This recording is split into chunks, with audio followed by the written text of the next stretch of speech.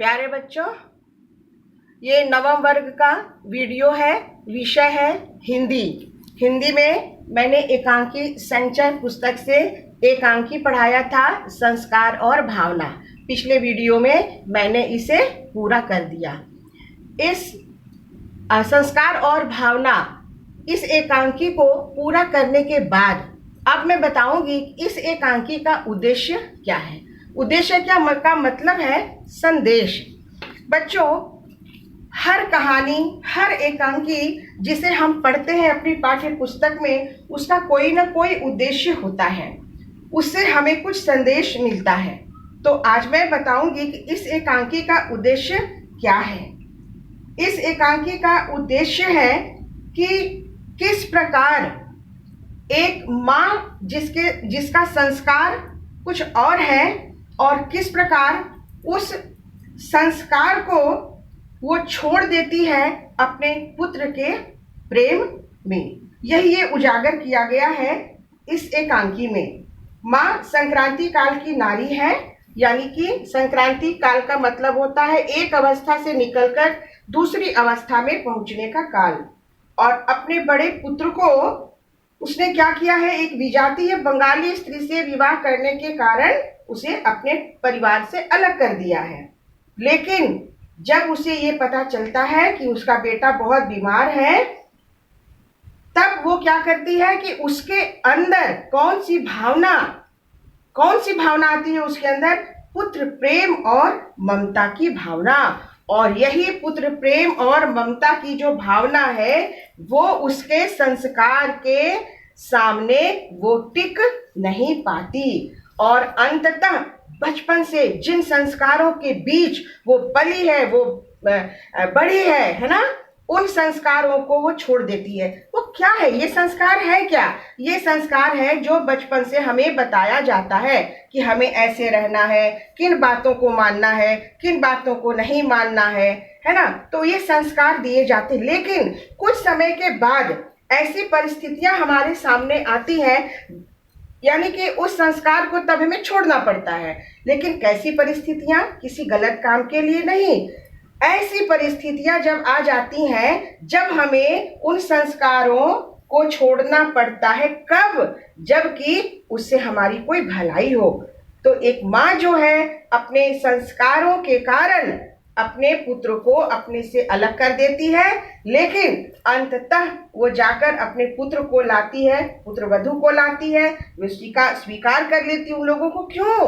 क्योंकि उसे लगता है कि पुत्र प्रेम सबसे बड़ी चीज है ना। ममता, जिसे जन्म दिया है, जिस बच्चे को उसने पाला पोसा है, एक संस्कार के कारण वो अपने से अलग नहीं कर सकती। तो बच्चों, एकांकी का यही उद्देश्य है कि हमारे जो संस्कार है ना, उन संस्कारों को हम थोड़ी देर के लिए हम छोड़ भी सकते हैं। कब? जब किसी ऐसी बातों में हमारी भलाई निहित हो। यही है इस एकांकी का उद्देश्य, है ना। वह संस्कारों की दास्ता से मुक्त हो जाती है। माँ जो है, जो अब तक बंधी हुई थी संस्कारों से, वो पुत्र प्रेम और ममता के कारण उन संस्कारों की दास्ता से मुक्त हो जाती है। इसके बाद है बच्चों शीर्षक की सार्थकता। ये क्या है? ये जो शीर्षक है ना इस एकांकी का, क्या शीर्षक है? संस्कार और भावना। क्या ये सार्थक है? इसका अर्थ जो है वो सही है? तो एकांकी का शीर्षक बिल्कुल सही है। ये उद्देश्यपूर्ण है। ये उद्देश्यपूर्ण है, इससे हमें कुछ सीखने को मिलता है।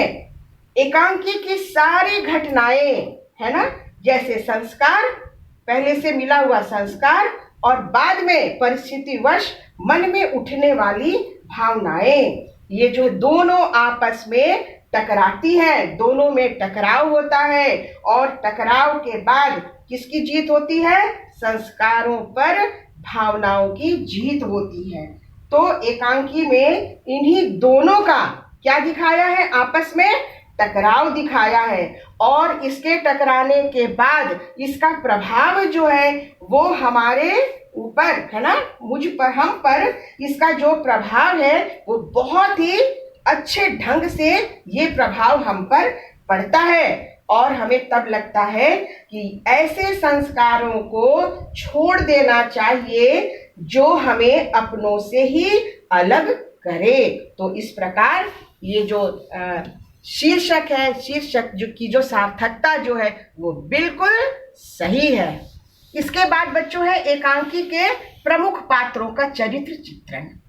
ये देखो सबसे प्रमुख पात्र जो सबसे पहले है माँ, है ना। इस एकांकी संस्कार और भावना की प्रमुख पात्र माँ है। माँ के बाद अतुल है, उसके बाद अतुल की पत्नी उमा है, उमा के बाद अविनाश की पत्नी है।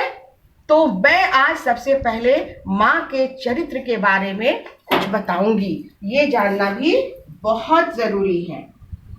माँ जो है वो इस एकांकी की प्रमुख पात्र है। वह संक्रांति काल की नारी है और संस्कारों से बंधी है। वो चाह कर भी अपने संस्कारों को छोड़ नहीं सकती। वह पुराने रीति रिवाजों से अपने आप को बाहर नहीं निकाल पाती। जो उसका पति है ना, वो उसके अपने पति से उसके विचार नहीं मिलते। अपने पति से मतभेद है, विचारों में मतभेद है। वो अपने पति के विचारों को, उसके पति के विचार इसके विचार से नहीं मिलते, लेकिन फिर भी वो अपने पति को महत्व देती है। क्यों देती है? क्योंकि ये संस्कारों में बंधी है कि हमारा पति है तो उसको महत्व हमें देना ही है, इसलिए वो उसका मान रखती है। संस्कारों में बंधी होने के कारण अपने पति से मतभेद होने के बावजूद भी वो उनका मान रखती है। जब उसके बड़े बेटे ने एक दूसरी जाति की बंगाली स्त्री से विवाह कर लिया था तो उसे अपने परिवार से अलग रहना पड़ा, क्योंकि इसके संस्कार ये नहीं कहते थे कि दूसरी जाति की स्त्री से शादी करो। लेकिन इसने क्या किया, माँ ने उसे अपने घर से हटा दिया, निकाल दिया और वो अलग रहने लगा। तो वह अत्यंत भावुक है। बड़े लड़के की बीमारी की बात सुनकर माँ जो है अत्यंत भावुक है, क्योंकि कितने भी संस्कारों से जुड़ी रहे, बंधी रहे, लेकिन एक माँ का प्यार अपने बच्चों के प्रति जो है ना वो बहुत अधिक रहता है, वो कम नहीं होता। और कुछ भी हो जाए, कहते हैं ना कि पुत्र को पुत्र भले ही हो जाए लेकिन माता को माता कभी नहीं होती। वही है माँ के साथ। जब माँ को ये पता चलता है कि उसका बड़ा बेटा अविनाश बीमार है, फिर भी वो रह नहीं पाती ना, और अंततः वो क्या करती है कि देखती है कि बहू ने इतनी सेवा की कि इसके बेटे को बचा ली, और बाद में इसकी बहू जो है वो इतना बीमार पड़ गई कि ऐसा लग रहा था कि अब वो नहीं बचेगी।